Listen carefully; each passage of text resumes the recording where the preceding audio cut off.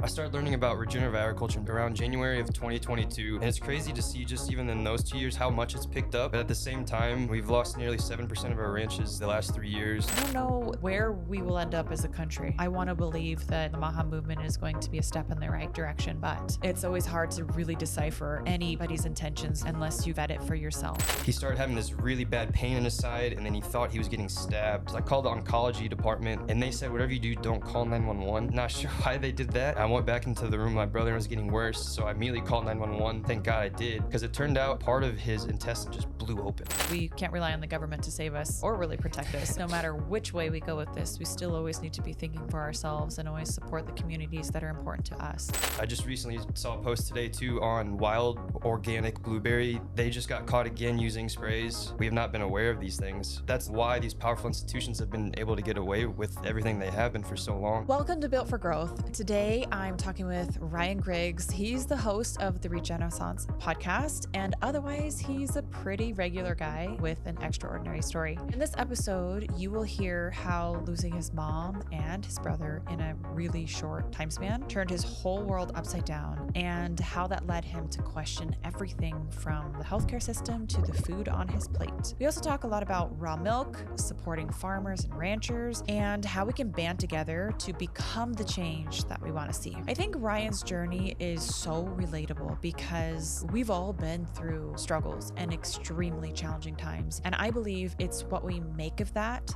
makes all the difference.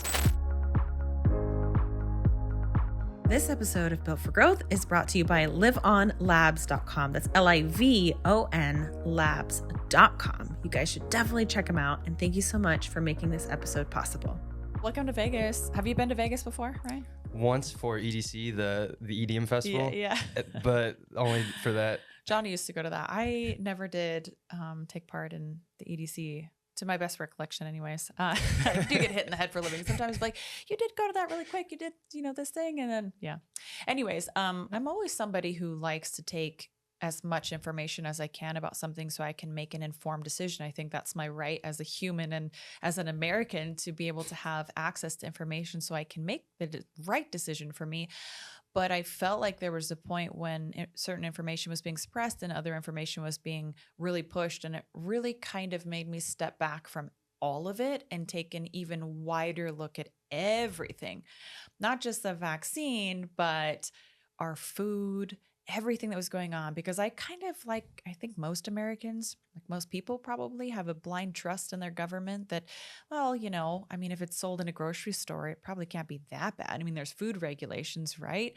And then you start digging and you're like, well, there are, but there aren't. I think over in Europe, it's still the same around 700 ingredients that's allowed in their food. And for us in America, it's, I think, 3,000 or something it's like probably that. 700 new ingredients every year, it feels like. Yeah, and it's just not enough time for them to even really vet that and make sure that there's no long-term consequences for these things. So they're kind of like, oh, if it's a low enough dose. But the thing is sometimes if it's every day that somebody's eating processed foods and that's what's easy and accessible and it's what kids are eating, I think we're really starting to see a big impact in the health of Americans. And I don't know how much longer we can turn a blind eye to it when our children are sick. They're getting diabetes at young ages, fatty liver disease, they're overweight, they're unhealthy. And I'm not going to sit here and blame the parents. I'm not going to sit here and blame the kids. I think that, we can do better as parents, right? But I also don't think that a parent who's a single parent and working 2 jobs and doing the best that they can should also have to have a degree in nutrition to understand what's going on. And then beyond a degree in nutrition, because you're not going to learn everything, in medical school or any kind of school that's going to teach you about glyphosates, atrazine, the toxins being sprayed in our food, the difference in the quality of meats that are grass-fed and not grass-fed, right? So we see that now in studies and research that meat or milk that is not fed a grass-fed diet is more inflammatory because the omegas are out of ratio. Not that many people are going to have time to really dig into that and understand why they're having inflammation problems in their body. They're going to just accept what the doctors are telling you. You need to exercise more. You need to eat healthier. You need to do that. And that's so frustrating, I think, to have that message shoved down your throat that it is your fault. When I think in large part, It's not. I think that we need to have a major overhaul in our food system, and we need to appreciate our farmers and give them back the opportunity to give us good food. I think it's too hard to make an honest way. And I think that a lot of the farmers, if they want to make a living now, they have to create, make mass food, because otherwise it won't be profitable. They just can't sustain doing it the old fashioned or quote unquote, what I would consider the right way. Yeah, it's wild how I started learning about regenerative agriculture in particular, I would say around January of 2022. And it's crazy to see just even in those 2 years, it's how much it's picked up. But at the same time, I mean, we've lost nearly 7% of our ranches yearly the last 3 years. I made a post recently just on, even though they're the commodity crops, how we're at record losses essentially. I mean, Lazy J made a really good post on that recently. And so there's a lot of good things, but at the same time, the reality of the beast is farmers and ranchers are still getting decimated. This is hopefully why with social media and direct to consumer that can really change things, because now transparency is starting to be a more bigger demand from consumers. I just recently saw a post today too on, I think it's Wegmans, or I forgot the really popular wild organic blueberry in the frozen section. They just got caught again using sprays. Yeah. And so people are really, really demanding transparency. And that's the good thing now, is that's the only reason why these powerful institutions have been able to get away with everything they have been for so long, is we have not been aware of these things. And that's also why I have the podcast. So there are Three Shepherd's Cheese up in Vermont. And this was, I think, in the late 90s. They wanted to start a sheep cheese business. They imported some sheep, and it was the FDA. They raided them. They seized their whole entire operation, quarantined them overnight, and used them as a scapegoat, saying that they had, it's essentially mad cow disease. I forgot the actual terminology of it, but they were saying that their sheep had mad cow disease, and they went to Congress and they won. And the whole reason why they did that was to get $450 million in funding for a new facility in Iowa. And so had social media been there at the time and say Regenaissance, and I found out about that, we would have been able to push back to that, and who knows what would have happened. So now moving forward, I'm really hoping, especially with like raw milk, because that's very polarizing, that we can really push back to these powerful institutions now. Yeah. Well, you're wearing a Make Milk Raw again, and I know you have the Raw is Law. I wear your stuff regularly too, because I want people to think about it for a second. Like, milk nowadays is a dead product, and it's simplified to the macronutrients, proteins, fats, and sugars.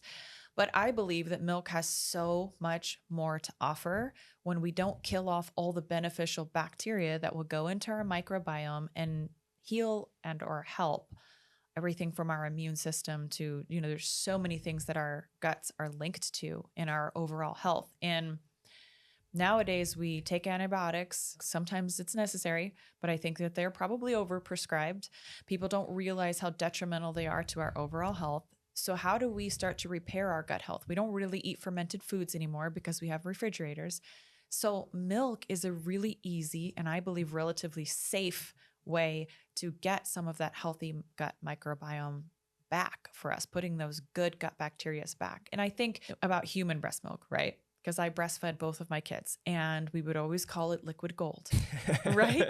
Liquid gold. There's stem cells in it that activate. There's all kinds of immune boosting properties. There's things that are found in breast milk that you just can't replicate anywhere else. Mm-hmm. So I think about that and I said, well, if my breast milk is liquid gold and it is the best thing that you could give to a growing infant, and there's even arguments about that it's good for adults and whatnot, why wouldn't a cow's milk be pretty good for us too? Right? I mean, it's just like kind of my logic. I know some people are like, well, we're not baby cows. We weren't meant to. Cows produce a lot of milk. It seems like, they're relatively easy to keep. It's go back to my hunter-gatherer days and think about, would it be beneficial? And look, if you are going to drink milk, wouldn't it just make more sense for it to be not messed with, right? Not like heated to the point where it's everything that's beneficial about it is killed off. Yeah. And I mean, talking about just ancient civilizations, there's a reason there's cave paintings with cows. I mean, especially in Egypt, they've been revered for so long because of, I bet they probably thought it was liquid gold too. But then going to today's society now, we have the technology and the wherewithal to really focus in on testing and hygiene and sanitation for all that. Because if we go back to the Industrial Revolution, back in the 1800s, when we finally started expanding to cities, take New York City, for example, we still had horse and buggy. So there's little horse shit everywhere. And that disease was rampant. There was no sanitation. And then with cows in particular, have you heard of swill milk? So this is one of the reasons why pasteurization came to be, because technically the whole conversation arguments as to why pasteurization came to be was infant mortality, and just mortality overall was skyrocketing from milk. Technically was true at the time in the cities, but that's just because of not the cow but the how, essentially. And so at the end of the War of 1812, when that ended, we stopped getting whiskey from the Brits, and so all these whiskey distilleries started propping up in New York City. But then with that, they needed to find ways to get more profits, because then the demand wasn't really there with the supply. And so they brought in cows and pretty much put them behind these distilleries, and they started feeding in these nasty grains, leftover grains, to really up the milk production, which it worked. They started producing more milk. But these were really sick cows. They literally would keep them in harnesses. There's pictures all over, even from New York Times, of really sick cows, but they're still milking them. And they produced this blue pus milk that was called swill milk. And so they would sell that around. And obviously, when you sell really sick milk like that, it's going to be rampant. But that's never really talked about. The context of that is always missing. And there's a lot of arguments, even just going back to Louis Pasteur. So I always find that fascinating, why that's never talked about. If you can have really clean milk from a trusted source, and you actually go visit and see their quality and care, you're not going to get sick. And like you were saying with the immune system, I mean, I post about it a lot just because I want to gather as many anecdotal stories. I see people all the time mentioning how it's healed their asthma, it's healed all kinds of immune issues that they've had. And there's a lot of truth to that's also why I do social media, because with raw milk, again, it's probably the most polarizing topic of all of agriculture now, because now it's seen as this right wing. It's became really political. Yeah. A lot of these things have become political, and I don't think it needs to be that complicated. And I think we should just have choice, like freedom. If you don't want to drink raw milk, okay, cool. If I want to be able to drink it, I should be able to, because you can go and buy a pack of cigarettes just like me at the store, or tobacco or marijuana in most places, or Yep. you know what I mean, all these different alcohol. And although the people will probably say, well, you know, those things can't make you sick. Well, Skittles can, you know, like a lot of these other things that, you know, processed foods can. I think we have to take a step back and say that we should have the individual rights and freedoms either way, because if you're going to allow this, like, you should also be able to allow this. And I'm glad that you pointed that out, where people started to get concerned about raw milk, and probably why it started to be like, well, we have to process it this way to make sure that it's safe. Yes, the way that you treat the cow matters, whether it's for meat or whether it's for milk. If you are attaching suction, I don't know what you would call them, suction cups, you know, and tubes to these cows, and you're giving them things that they wouldn't normally eat, and you're confining them to where they're in an unclean environment, and you're over milking them, and you're trying to get them to produce more milk, sometimes now by added hormones and things like that, you're asking for problems, because you're not going with what nature is providing. You're getting greedy. And anytime that greed is involved and you want to make more of this and you want to have it be more profitable, well, then you make an unclean product. So then you have to clean up the mess that you've made to make it safe. But I believe if you're on a regenerative farm and these people are loving their cattle and they're in clean environments and they rotate their pastures and they milk them by hand and they constantly assessing the cow to make sure that it's healthy and happy, you're going to have a healthy, happy, good, clean product. And I stand by that. So yeah, of course you're going to need to pasteurize milk that is produced in a way that's not healthy for the cattle and not healthy for the people. That's also why I have the podcast, because I try to just push people to A, just actually question and think for themselves, but B, go to the source. We're just so disconnected from our food. And like, for example, Raw Farms, Mark McAfee, I've had him on my podcast and he's coming on again soon. He founded the Raw Milk Institute, to where they're just doing a bunch of studies, but he has a huge like program essentially of helping dairy farmers ensure the quality and care that is necessary to produce good quality raw milk. These people care about it. This is what I don't understand, that the people that are critiquing dairy farmers, especially raw dairy farmers, why would they risk their whole livelihoods and everything to make people sick. It makes no sense. And then secondly, when millions of Americans are drinking raw milk annually, how come we aren't seeing millions of Americans going to the hospital or dying? That's just not happening. And so those two things I've just tried to get people to think, because it's interesting. Even whenever I first tried raw milk when I was 28, I'm 30 now. Even that first sip, I was still kind of nervous just because I've had that propaganda shoved down me this whole time that even for that, I still felt nervous. And so the more we talk about it, and then the more people actually try it and realize it actually is incredible for them, I think it'll just continue to work. Oh, yeah. I completely agree with that. And I wanted to circle back on something you said about the Amish farmers. And I've seen this too on social media, where the FDA is coming onto these little farms and seizing and throwing away. It would seems like, if I'm not mistaken, in my recall here, it's like hundreds of thousands of dollars sometimes a product. They did this also to Nourish Crop Co-op in Michigan, to where I think it was $95,000 worth of raw dairy. And if you watch the video, the two USDA agents there, it was either USDA or FDA, I can't remember, but the two of them were there. They're just standing and watching. Yeah, They're not even helping. No. That's the video that I saw, and it's just butter and milk and everything being, thrown into this dumpster. Can you help me understand why and what is making this happen? And then is there anything that we as the people can do to help support or fight back against this happening? I mean, I hope with the Maha movement that it will subside anyways, but we can't rely on the government to save us, really, or really protect us. So, I mean, I really think no matter which way we go with this, we still always need to be thinking for ourselves and always support, the communities that are important to us. Well, the issue with that too, it's always very muddy, to where, because there was another farmer from a different state that reached out to me recently. They got a cease and desist letter for selling raw milk. And so and I read it, it's still not clear why or how they're able to do some of these raids, because the farmers are doing it the right way. They're not doing anything illegal. And so that's why I actually don't know, but that's also why I try to share and just bring it to the limelight, because the more people that push back to it, I don't know, it's kind of like what everything that's happening with Kellogg's right now, because they're just completely under fire. And now there's articles sharing about the potential of banning some of the food dyes that are in Kellogg's. To me, that's the best way. And then actually calling the politicians, which requires a lot of, manpower and work to actually get people to do that. And donating too. I've donated a couple times when I've come across these stories and just been like, almost brought to tears over it, because I know that these people are minding their own business. They have happy customers. They're not doing anything wrong, and they're being picked on. And I still feel like this is a spiritual war.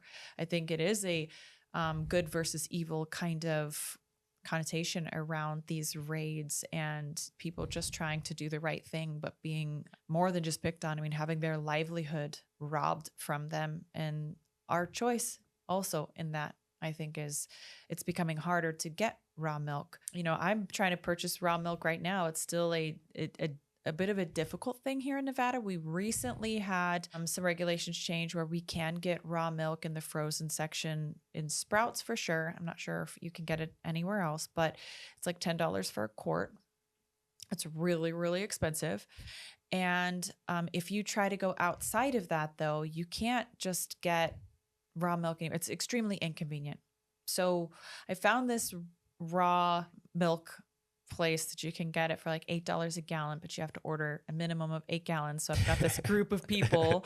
Actually, today we're supposed to get our first order of that. And so I'm really excited about it. There's this place called McKee Ranch that I go to sometimes, and sometimes they'll have the raw milk and sometimes they won't, but it's from this same gentleman that they get it. But my point in case though is that's under threat right now, because there's also some raids going on for, like, if you can remember, if it's like mad cow disease or something, it's just is it the bird flu, probably bird flu, yeah, all of this stuff, where it's just like, I'm not sure what the bird flu has to do exactly with cattle and raw milk. I forgive me for my negligence in that, but I think like the bird flu, I don't know.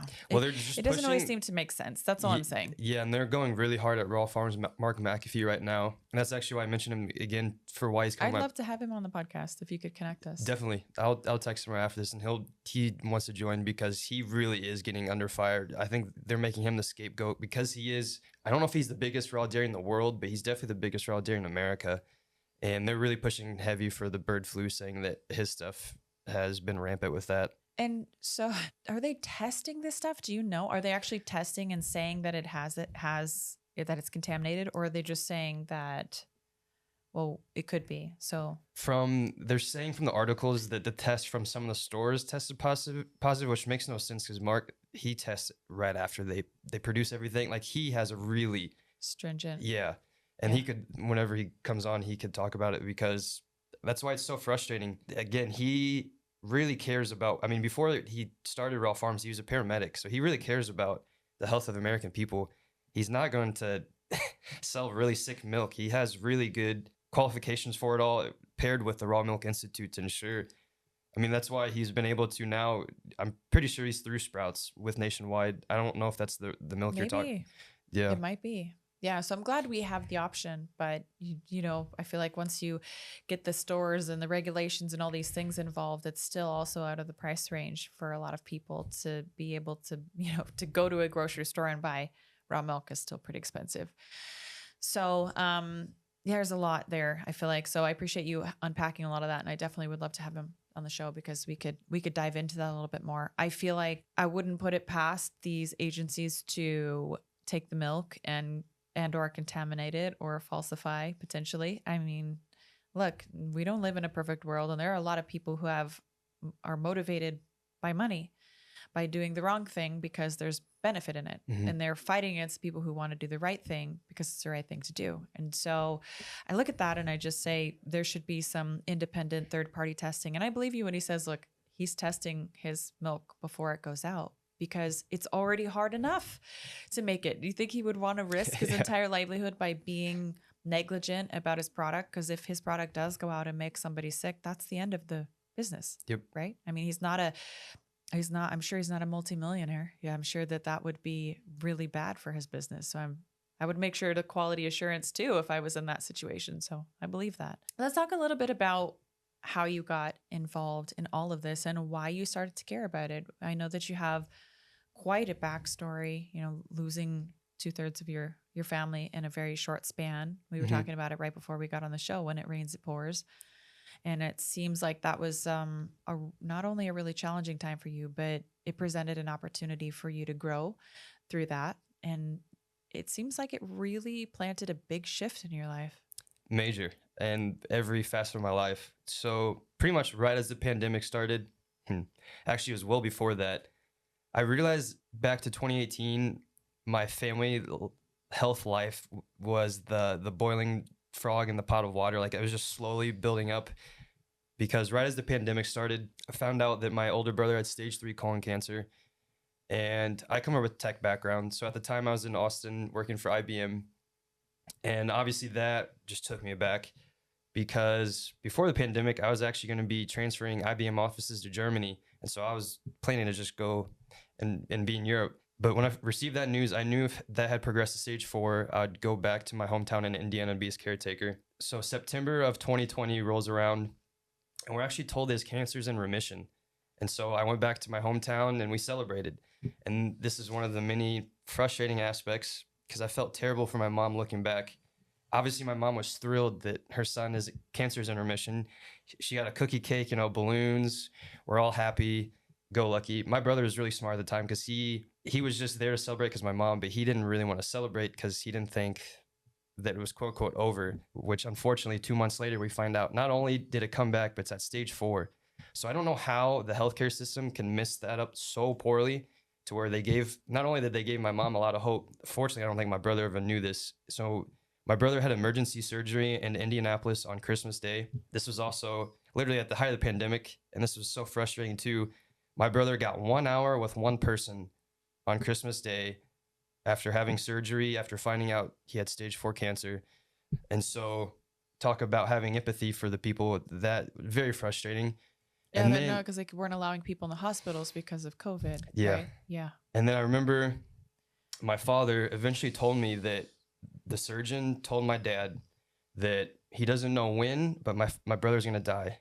Was that on Christmas Day? Or who was the one person that went in to see your brother? My dad. Okay. And I was back home in my hometown with my family just absolutely destroyed, and trying to sit with Christmas, knowing that I'm going to be here soon to take care of my brother.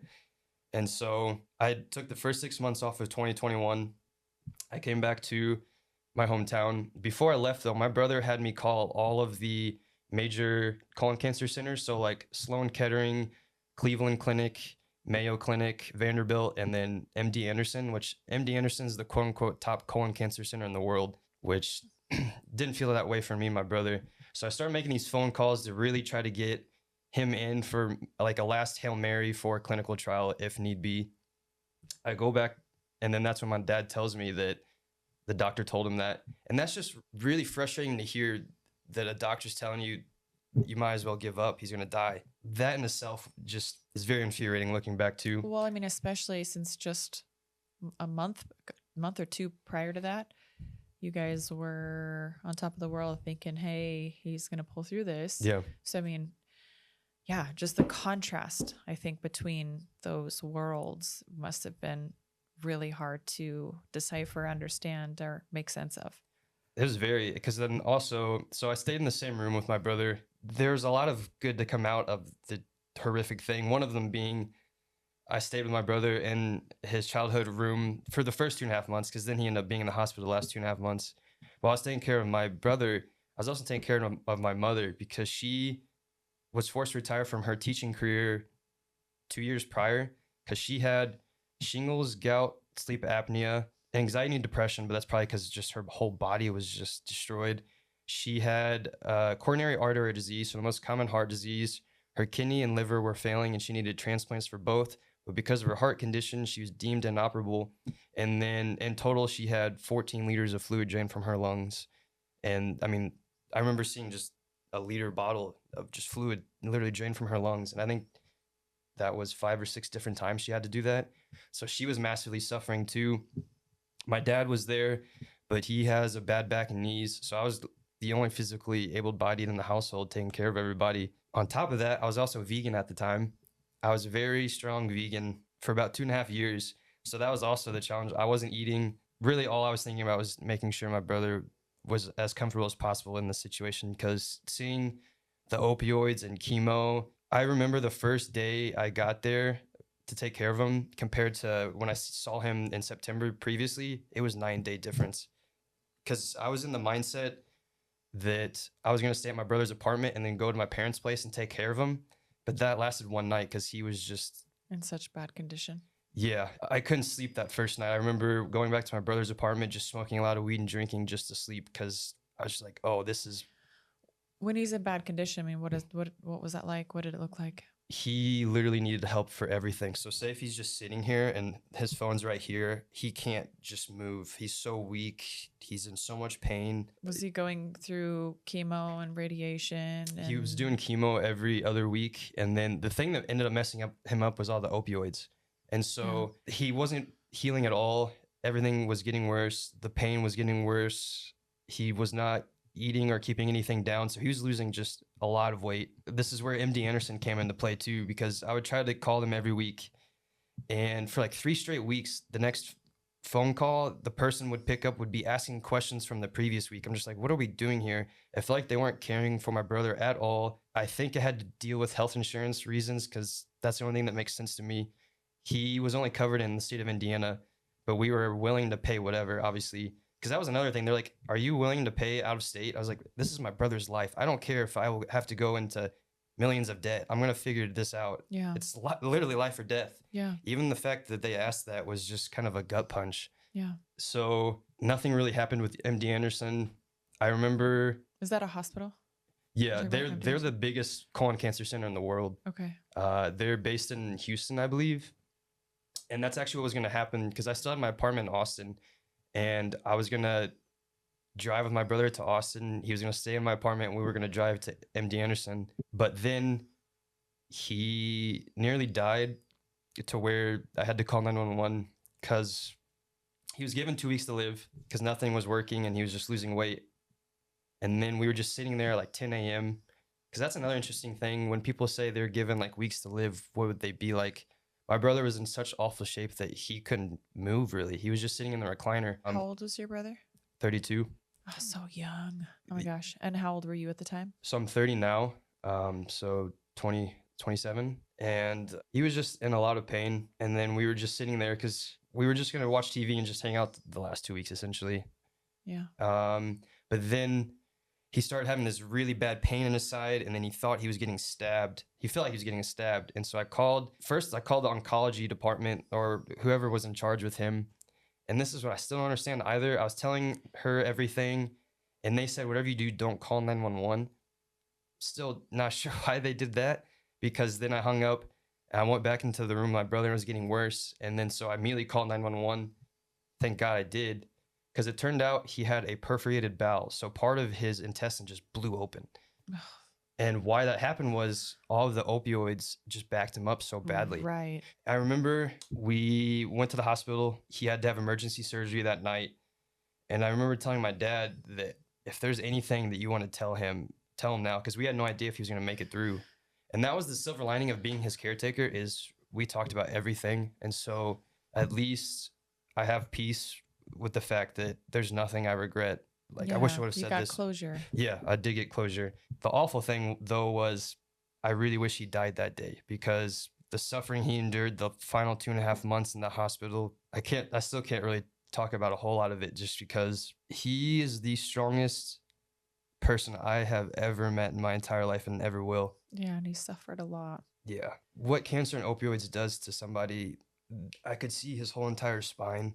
And whenever I helped bathe him, you could just feel it. It felt like just like a dinosaur skin. Yeah, it's hard to watch somebody you love go through that.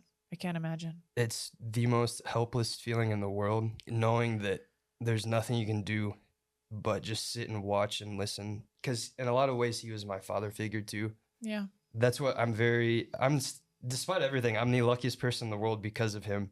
Because how I go about my brand and really trying to go with getting people to think, my brother instilled that into me at a very young age. And so I'm extremely grateful, because then the pandemic and all of that, just seeing through the BS of all that, because it's all because of my brother. How did he do that? What did he say to you? He just, from a very young age, would always make me, whatever I believe in, I better have conviction, and I can actually back it up. Even like going with religion, he would just ask questions. He would just question everything with me. And so I'd have to make sure that whenever I'm explaining what I believe in, that I actually understand what I'm saying too. Yeah, and that it's well thought out. Yeah. Yeah. And so that in itself, he's just incredible for that, because now it really translates to everything I do on Regenaissance. You talked about being vegan during that time, and I felt like you kind of touched on it as though maybe it was affecting you in a way that made it harder. That's kind of how you seem to be. So let me ask you about that part of it. Why were you vegan? How long were you vegan for? And I'm assuming you're not, obviously you drink milk now, but you're not even vegetarian. You eat meat and whatnot. I'm actually anti-vegan now. Okay, so let's talk about that. It's funny how I found my way into agriculture, because growing up, I worked at a vet clinic and I just loved animals. But I wanted to be a veterinarian growing up too. I Really? have such an affinity for animals. I love animals. And some people they think you're crazy if you love animals and you can still eat animals. But I think that the beauty in it is realizing that some animals were here to nourish our bodies, and we should be grateful and thankful for the price that they pay to do that. Mm-hmm. And we should love and honor them and respect them and give them the best possible life that they can have up until that point. And then, when it comes to the time for slaughter, make it as absolutely as humane and painless as possible. Definitely. And have gratitude for that food. I mean, that's why, again, with Regenaissance is reconnecting us back to our food, because it is, and working on a farm, it's a constant life and death cycle. And so it's not that you get used to it per se, but you just understand that's just part of life. And that's why I love regenerative agriculture in particular, is the farmers and ranchers I meet, they absolutely love the animals that they take care of, and they don't abuse them like vegans love to say. But going back to college, actually, my final semester of grad school, I took a course where I studied orangutans at the Indianapolis Zoo. And the first half of that semester, the zoo was closed, so we had the whole exhibit to ourselves. But then the second part of that semester reopened, and so then there's all kinds of field trips and then just other people there. And I saw just the worst of humanity, to where they didn't give these animals the respect they deserve. They just do whatever to get a rile out of them for videos and pictures. And it was just so disgusting to see. Yeah. On top of the orangutans clearly hated it because they would follow me and my classmates around because we were the ones that actually gave them respect. And so that really kind of planted a seed. And then I moved to Austin. And then I would say I was about 3 or 4 months into moving down to Austin that I was just eating a piece of chicken, and then it just clicked to where I thought I could thrive and survive as a human without animal proteins. And so right then and there, I went vegan. I gave everything away, and I was pretty morally convicted in it all. I remember finding different brands for vegan, 100% vegan shoes and it all. And then I just realized through Twitter that I was wrong about animal protein specifically. And then once I switched into agriculture, it all definitely made sense. Because I went from being vegan to a year later visiting a ranch in Colorado, chopping chickens' heads off, processing them. Wow. But that's also, I'm very outspoken against it because for a lot of vegans I see, it's just they're so disconnected from their food and they just don't realize it. Well, I think a lot of meat eaters are too. I Yeah. think a lot of people are. And I think that vegans have good intentions. They definitely do. Yeah, I think they're misguided. That's my personal opinion. I think that they mean well and they care about animal welfare to the point where they don't want to partake. And I can understand that because of the way mass farming is done. Now, I can understand why you would not want to support a system that takes cows and keeps them on a cement feeding block and they, and or other animals are indoors their entire lives on top of each other and their own feces and they're miserable and the only purpose that they ever serve is to be tortured their whole life and then killed like they meant nothing. So I can understand the sentiment behind that. I just think that we do process animals incorrectly. We don't overall love and treat our animals with the respect that we need. So I get it. But I think that there's undeniable evidence and research of how beneficial it is, particularly to have red meat and or animal products. And I think that animals are the most bioavailable source of nutrients for us. It's without question. You take a pound of bell peppers and compare it to a pound of grass-fed meat, and it's not even close. I mean, the bell peppers are mostly water. You're not really getting a ton of nutrients for it. Now, our bodies are really good at extracting nutrition from whatever it is that we have to have. But you can't tell me if we went back to hunter-gatherer days and we didn't know anything about science and we had an option to eat a nice piece of meat that was roasted over a fire with the fats and proteins and all that great stuff, that we would choose to eat plain spinach picked from the ground because we wouldn't have had salad dressing and cheese and croutons and all these things, to make our spinach taste palatable. You would not have grabbed a piece of kale and be like, oh, this is delicious. Like, I mean, it wouldn't have happened. Now, if we were starving and it's the dead of winter and we hadn't caught a hunt anytime soon, could we have and would we have tried to survive off of plants? Yeah, I'm sure we would have. But I think it would have been a last resort. I don't think it biologically, our taste buds, the way we're wired, it never would have been a first resort. Meat and fruits would have been first resort. Other plants would have been when we didn't have those as an option. Yeah. I mean, we went from hunter-gatherers to building something like this, and we've only been able to do that through animal protein because there's not a single advanced civilization in our history that survived and thrived and advanced on a vegan diet. And that in itself is telling to me.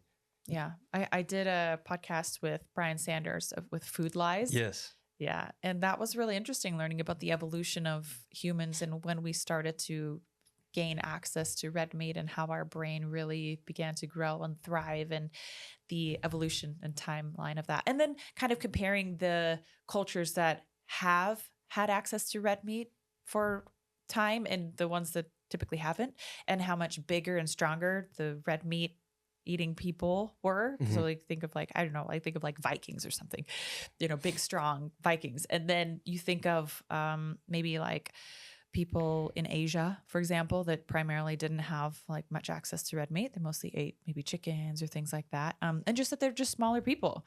Like, why is that? Well, pretty strong argument as to how important red meat is to our overall development and health. And I agree with what you're saying here. And so you said something about Twitter, but you kind of glossed over that. But like, were you basically, when you said that, were you were doing your own research is what you were saying? And were you open-minded at that point? Or was it something that was just like smacked you in the face and was like, you can't deny this. Like, as much as you want to believe that being a vegan is the best thing to do, this is undeniable.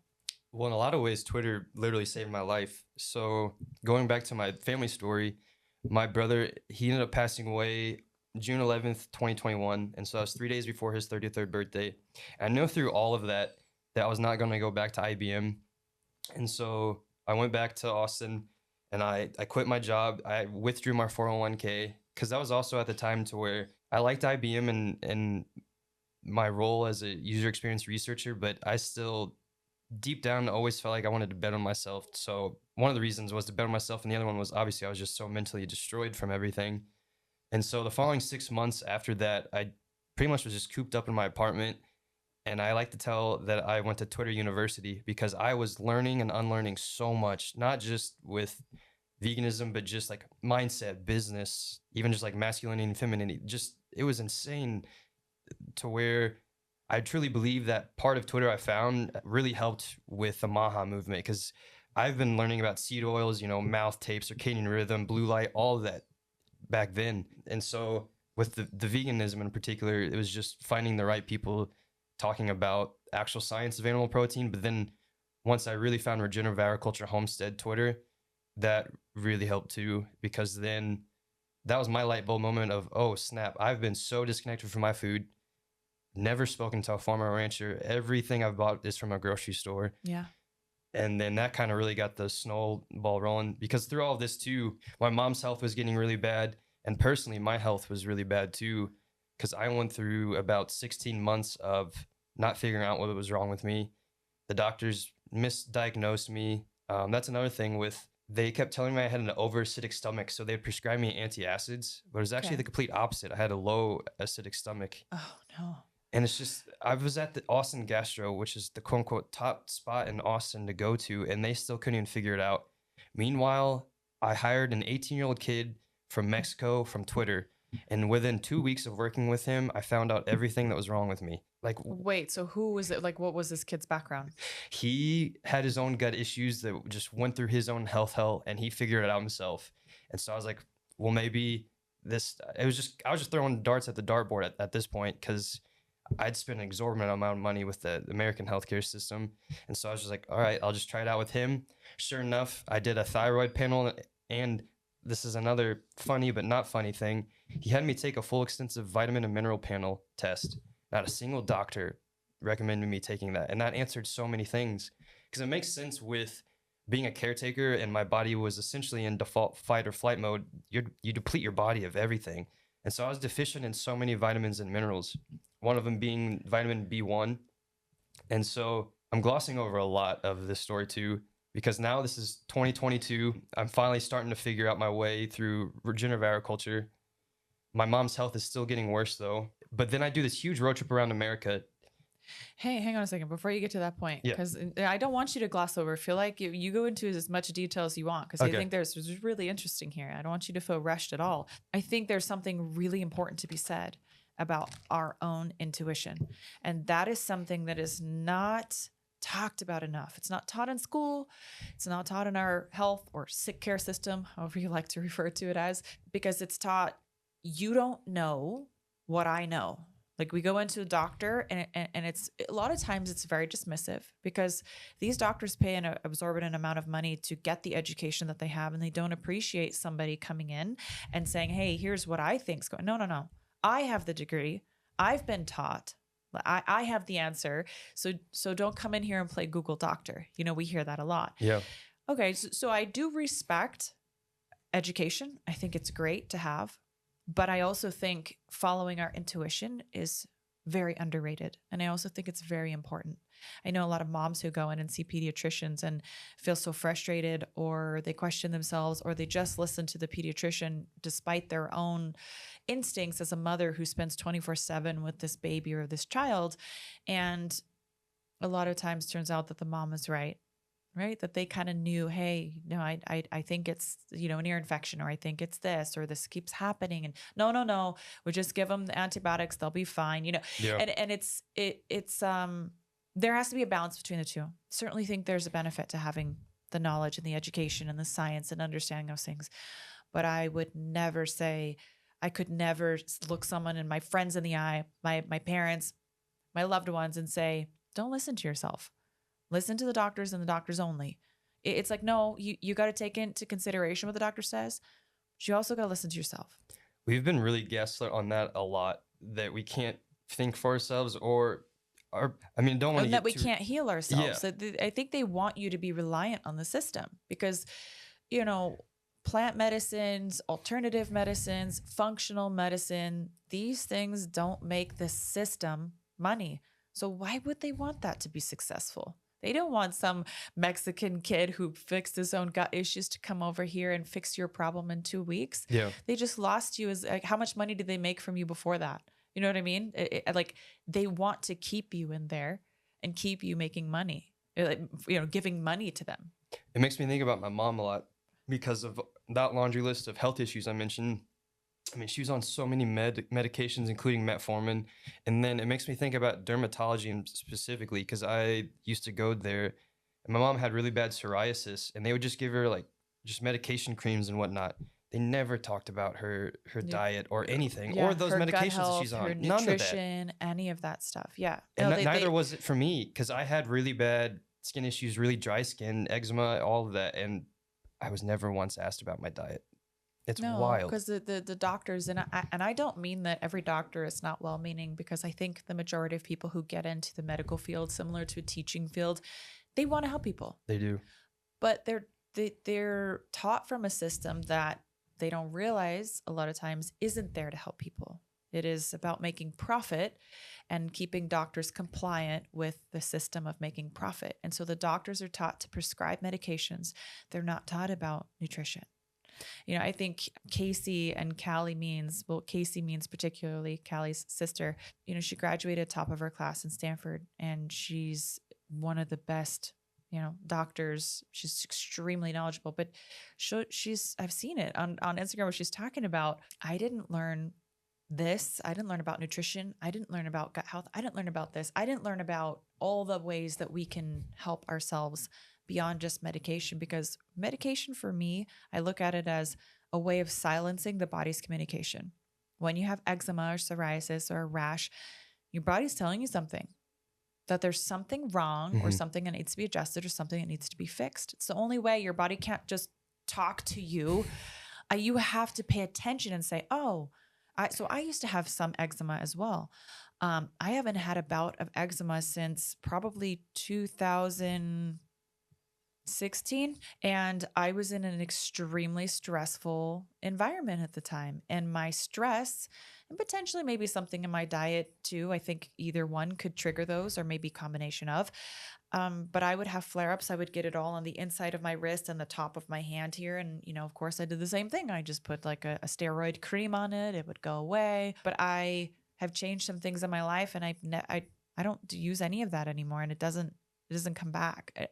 And I think my diet changed, and I think also eliminating a lot of stressful things and learning how to de-escalate stress before it becomes this huge hormone response in my body and my cortisol levels are staying elevated. But now I realize that was my body communicating to me that I'm not living in alignment with my body in one shape or another. And it was up to me to kind of figure out what that is, but it requires a lot of intuition to sit back and kind of hone in on, well, what am I doing that's maybe not good for my body, and what could possibly be causing this, whether it's a nutritional deficiency, whether it's toxin exposure, or whether it's just living a super stressful life that you're just not able to relax enough. So your body's stressed and responding in different ways. We don't listen to our bodies enough, because my brother, this is also another frustrating. I totally understand why my brother got cancer. And I also understand why by the time he found out it was already at stage 3, he had a pain in his side that he ignored for quite some time. And I mean, that's what it turned out to be, was cancer. He was also a heavy drinker, and he didn't really get outside a lot. And so I understand why he did that. But then also you bring up the good points of just going back to the healthcare. My unique, I guess, experience and angle too with Regenaissance is I have a lot of skin in the game with just the whole healthcare system now because I saw how the healthcare system failed my brother and mother in a lot of ways, but I also saw how they failed the actual employees. I will never forget the day my brother chose hospice. The nurse that was taking care of him was on her knees, bawling her eyes out, yelling, "I wish I could have done more. I feel so helpless." I will always think about that because she had been miserably failed, and who knows what that does to her psyche long term. The nurse? Yeah, Okay. I feel, looking back, I wish I could have just given her a hug because she was, I mean, she understood what was about to happen, that he was about to die. Yeah. And so there's so much in the hospital system that is just horrific for them. I remember again too with my brother, ended up being that he was where he was just like losing his mind from Dementia? not dementia, but I can't think of the term now. But it was around like midnight and he hadn't slept in forever and he just started literally losing his mind. I forgot what that terminology is. It's like so is he having like, yeah, now I'm trying to think of it too, where you just start like Like he was hallucinating and he thought yeah, like I was hallucinating, that's what and he thought like I was pushing myself away from him and not like taking care of him. It was I didn't know what was going on, but it was terrifying to watch. But he had to kept getting me to get the nurse constantly, but she was so understaffed. She was running around. But I yeah. think about those experiences constantly because they have been utterly failed and their heart's in the right place. Yeah. You're talking about the medical staff. Yeah, I Yeah. agree, but their Yeah. hands are tied. It's such a tragic, and so that's why trying to just prevent from even having to go to that system in the first place with where you're getting your food from, and then because it's not just your food, but to me that's a really great starting point because once you actually feel more connected with your food and understand where it's coming from, it can really get the snowball rolling of other aspects of health too. Yeah, there's kind of two things I want to touch on here, so I'm gonna, I think, circle into both. Well, I'll start with one point: is did it make a difference to you as somebody who cared about animals, realizing that there was a way to ethically source your animals and animal meat and animal products? Absolutely. And I will never stop shouting from the rooftops to go visit the farm and ranch because one, when you go to a grocery store, you have no idea where that's coming from or how many different actual pieces of cow where from. It's just impossible to tell. And two, again, you have no idea what you're missing from that. So another example, they're called Grassway Organics. They're a raw dairy farm in Wisconsin, and they have an event over the summer. I think it's just called Pizza on the Farm, to where they use their dairy but local other businesses, and it's a great way to build a community, to have families out there on the ranch and actually have delicious food and rebuild communities that's completely lost now in America. And so that's huge for me is the quality and care for animals because I've butchered animals myself and it does take a while to get used to. But again, with the life and death cycle, and for me being a Christian, it is part of life. It's just what's the best way to do that? Do you think that if you could have gone back and could have involved your family in eating more this way, do you think that it would have made any difference at all? I mean, do you think if maybe you had been able to have access to more nutrient dense foods or whatnot, you know? I mean, because you can never really go back and do it because it's already been done. But I look at that and I take your story and I look at my children and I say, I want to try to give them the best that I can moving forward, you know? And I always look at these unfortunate situations where I see people with disease, illness, cancer, and a part of me can't help but think that if they had been provided with better nutrition in their food and better support systems in family, keeping family unit together and not so stressed. And, you know, everything about our lifestyle these days, I think, lends itself more to taking away from us than giving to us. But I heard a doctor say that every single death that ever happens from not an accident is due to a nutritional deficiency. And I think there's not enough light put on how important nutrition is for our quality of life. People have been lied to and or just believe or assume that it's as simple as fats, proteins, and sugars. It is not. It matters what you're putting in your body because your brain and everything that functions in your body, your heart, your blood, your organs, your bones, all of these things require certain nutrients.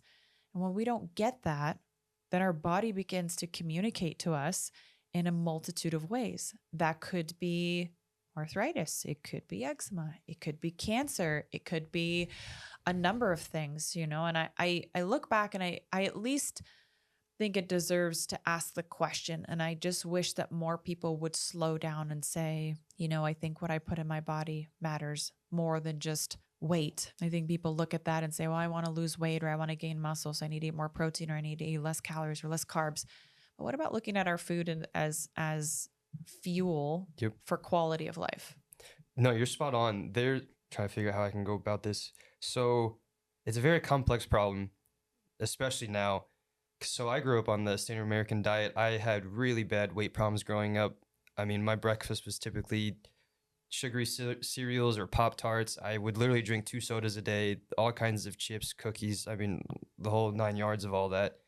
And still to this day, it's a challenge because it definitely messes with your brain chemistry, and it's very tough to tackle essentially, because then it becomes like a coping mechanism. Because actually, after my brother died, my coping mechanism was smoking a lot of weed and just eating junk food. That's Yep. also how I destroyed my health, was through that. And so I think about that on par with where we're at culturally from like a work standpoint, and a lot of people not really feeling fulfilled. Because going back to your question with my brother and mother, and my brother specifically, he had some issues with finding purpose in life. Yeah. And men specifically, if we don't find a purpose in life, we self-destruct. I absolutely believe that. I mean, that's why I spent nearly 2 years trying to find a mission in life, because I realized that with my brother, why despite his success and how freaking smart he was, he just couldn't figure out what to do with that. Or maybe it wasn't. I mean, I'm guessing here, but maybe it wasn't fulfilling to him. You know, sometimes Yeah. when we find those things that we think we're told our whole life that this is what success looks like. Yeah. It is this nice paying job and a nicer house and a nicer car, and it's like sometimes when we get there, we realize it doesn't fix anything. Yeah. And it's not the answer. And although I will never be able to walk a mile in your brother's shoes, I can say that I've experienced reaching the pinnacle of something and thinking that I was going to fix everything and realizing it fixed nothing. Yeah. And that the work needed to be done on the inside, and how incredibly hard that was to come over. I wish that your brother would have had more time, you know, to be able to get to a point where maybe he could find what it was he was looking for. It's a really complex problem, because now you bring up the good point just of food just being nourishing. We've developed awful habits with our food. Yeah. It's very addictive food. A lot of us in America, I mean, we're 75% pretty much obese. It's insane how unhealthy this country is. I mean, talking about being in Vegas and walking around the casinos, it's wild seeing how many people are in wheelchairs riding around, not because they have some disability, just because they're so overweight. Yeah. It's literally Wall-E. And I want to say something too. It was like, I'm not trying to, I don't want to shame anybody who struggles with their weight, because the system is working against them. Yeah. And that's what's so heartbreaking, actually, is that there are a lot of people who are really trying to feed their kids well, trying to lose those, you know, I'm doing air quotes right now. It's the mommy pounds, you know, trying to better themselves. And they don't realize how much the system is working against them. The added sugars and everything, the hidden toxins, the things that are causing inflammation in our bodies. And it's so frustrating, because the people who are developing our food now, a lot of them are coming over from the tobacco industry, and they know exactly how addiction works, and they know how the reward centers in the brain work. So they make our food hyper palatable, unnaturally delicious and sweet and fortified in a way where it hijacks the reward centers of our brains. And that is, in my eyes, a form of war. Mm-hmm. And we just don't really realize it's happening because we enjoy that. Well, yeah, but people probably who do cocaine or meth probably enjoy it too. But it's one of those things. It's like, you have to start realizing that it's not good for us. And we have to start to push back and say, hey, we don't want that in our food, because it's too hard for us to deal with if it's in our food. It's hard for our kids. It's hard for our, our culture here in America to live a healthy life, and we don't want it. We don't want that. We want it to be natural and back the way that it was. So it's not so hard for us to be healthy and feel good about ourselves and our bodies and just our overall ability to thrive in life. Well, because then for me, essentially, it was you won't know unless life just slaps you in the face with a health thing too. Because going back to my own health issues, so February, I find out about regenerative agriculture in 2022, and then September of that year, I work on a rural farm in Pennsylvania, and then that's where my life really changed because I shared my story on Twitter with my plans for farming and whatnot, and it went viral overnight to where I gained like 6 or 7 thousand followers from that. And then I realized that people are really starting to yearn for this type of education and Yeah. just connection. And so I just started sharing everything I was doing on that farm. And then I had the rest of last year lined up to visit different farms. So I had a bison ranch in Montana lined up February 1st. And then I was actually going to farm in Italy. I had farms lined up in Bologna, Sicily, and Milan. And then I was just going to travel the world. I had a GoPro. I was going to do YouTube. And I had this huge plan mapped out to really help educate and bridge the gap of the 1% that produces the food for the 100%. But then I was in Boise, Idaho 1 week before, and going back to being deficient in vitamins, one of them being B1, I started taking that. To me, this is God because I've taken this supplement since then. I did not have this reaction. Over the course of 3 days, I had to go to the bathroom about 90 times. It was all bloody, the worst abdominal pain of my life. I couldn't eat or keep anything down. I remember I was in this Airbnb loft by myself, trying to get comfortable, just sitting position. And it was really messing with my head too, because it was like a deja vu moment of that's exactly what my brother was doing in his bed to get comfortable. But I had a colonoscopy previously and everything was fine, but it was still kind of messing with my head of there's no way this could be cancer, but at the same time it might be. And so this was a Friday night. I realized that my only two options are urgent care and ER. Obviously, it was way too serious for urgent care. So I told myself I was going to go to the ER the next morning. The next morning rolls around. I sleep with rain headphones in because, again, my body is still been in the default fight or flight mode. I start profusely sweating, thinking, oh, I'm about to throw up here. But then my hearing is going away, and then my eyes were closing, and I realized I'm passing out here. And so I hobbled to the bed, and I learned that day that you could literally talk yourself out of not passing out, because I repeated to myself, Ryan, you're not passing out. And I started taking super deep breaths. Slowly but surely, everything came back. I drove straight to the ER. They did a bunch of tests, and I knew the quickest way to get a colonoscopy and endoscopy was to go back to Austin. They sent me away. 5 p.m. or 6 p.m. rolls around that night. I'm on the verge of passing out again. And at this point, I'm terrified. So I drive back to the ER. I pack my belongings, tell them I'm staying here because I'm not staying in a loft by myself, passing out. They didn't give me any fluids the first time. So the second time, they gave me 2 liters of fluid. But again, they should have known that the first time. Because of that, I had an additional $3,000 hospital bill. So that's, again, why I have my brand is I just had those experiences. I come back to Austin to recover. And then that actually is what led me to Regenaissance, as I was just recovering for a couple months and an idea for an apparel brand came to be. And I just started sharing that online.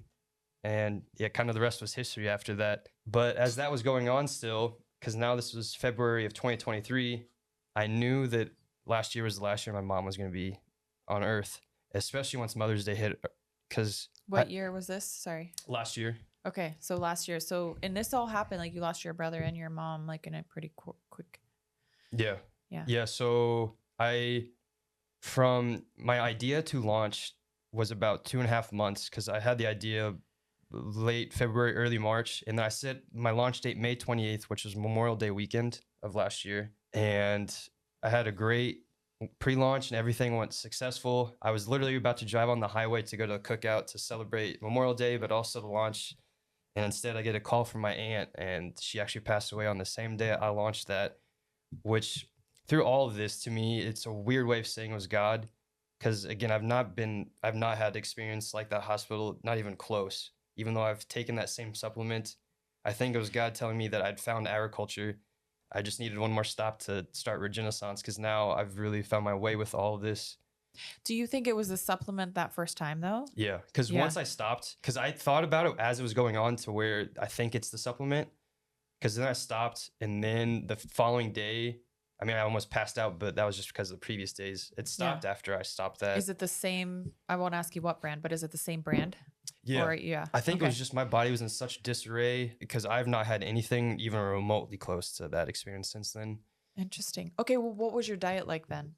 Had you begun? I was you were eating everything on the farm. Okay. I was eating the best diet I've ever had. That was another thing that was so And- frustrating was I was eating the best I'd ever eaten, but because I couldn't figure out what was going on and I had already destroyed my body, it was it was tough. Sometimes, although change is good, it can be shocking if it's a lot at once. Right. And it's kind of Yeah. like drawing the comparison. If you haven't worked out in 5 years and then you go and try to do like a professional athlete's workout, it's not a good idea. Right. Yeah.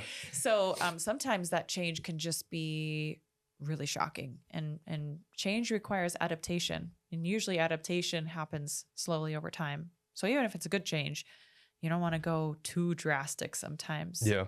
Yeah. So it makes sense. So you experienced that. What is your diet like now? I mainly just eat a lot of red meat, fruit. Now that it's the winter, be eating a lot more stews. That's another thing. I never was eating seasonally. I'm trying to do that more. And so I'll be eating a lot of potatoes and stews and squash and stuff like that. And then raw milk. Love that stuff. Have you ever had raw milk ice cream? Because now you're saying that you bought it. No.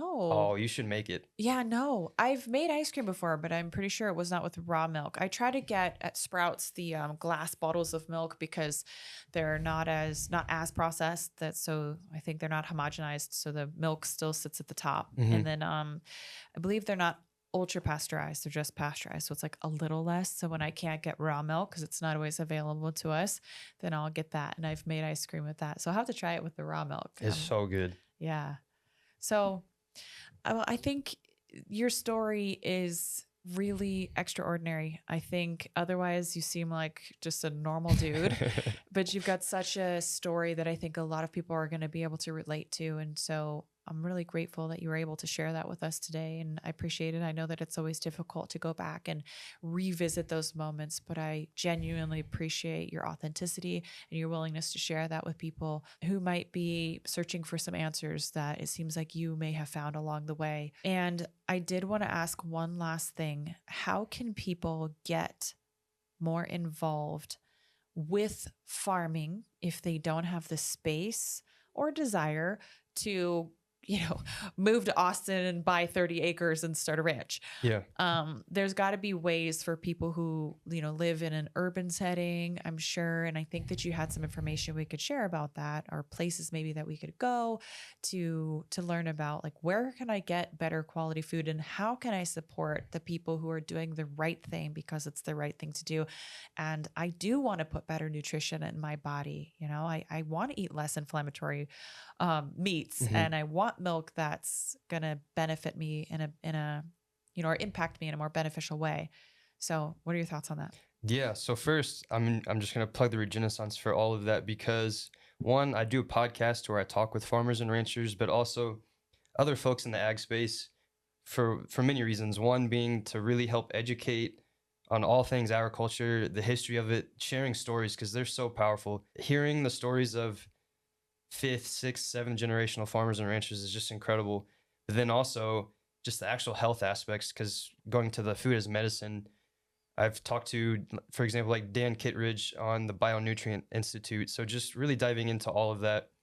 I'm really leaning in heavy to my blog now on my website. So once this episode with you is out, by the time I'll have my next blog out, which will have things like what questions to ask your farmers and ranchers, actual farms and ranch maps, where to buy raw milk, all of that. I'm trying to build this really huge educational hub on the blog site to where if you have a friend that's starting to learn and wants to learn more, it can just take them to all of that. Lastly, if you want to actually get involved, there's Weston A. Price Foundation. They have chapters everywhere. That's a really great... What is it again? Weston A. Price Foundation. Weston Nape? Weston A. Weston A. Okay, I want to make sure I get that right. You should Weston look in, A. Yeah, because there's a book that he had, Nutrition and Physical Degeneration. It's a really incredible book of Okay. his findings in the, I believe, the 20s and 30s. But they're an incredible organization, especially with raw milk too. Okay. But then also, lastly, just social media, especially Instagram. I mean, that's how we've been communicating. It's really starting to pick up steam there, and it's a great way to find like-minded people. Also, LinkedIn, surprisingly, I've been pretty anti-LinkedIn for a long time, and I realized the agriculture aspect of LinkedIn is actually really awesome. And then I guess lastly, you can literally just Google farmers markets, farmers, ranchers near me. They are so friendly. And Yeah. if they don't want you to visit, then that's pretty telling in the first place. So typically, you can just call them or email them, because you never know what that one conversation could lead to, that one visit with them. Because to me and a lot of other people, it's literally life changing. Yeah, I agree with that. I actually messaged Braden Jensen, Lazy J. You Hmm. shouted him out a little bit earlier, and I said, "Hey, can I come by sometime and bring my kids to your ranch and just check it out?" And he was like, "Anytime." And Yes. we literally stopped by and we saw how the cows lived, and we hopped on the back of the truck and pushed hay bales off to feed the cows. And I mean, they do everything the right way, and it was it was a beautiful experience for me because I realized that I got to show my children what farming should look like. And I want them to know that, so that I don't know where we will end up as a country, to be honest. I don't know. I want to believe that, the Maha movement is going to be a step in the right direction, but I don't know, truthfully. It's always hard to really decipher anybody's intentions behind anything unless you go and vet it for yourself. So I'm hoping, I'm praying that this movement is what we've been searching for. However, there's still Bill Gates out there trying to push, printed meat and butter made from CO2, and there's a huge target on these little farmers and these, Amish farms and people just trying to be small and live the American dream, Yeah. and they're being quashed every which way. And I thought about that when I was on the Lazy J ranch about, will this still be a thing when my kids are adults? But will this be, because right now it seems like it's a dying concept.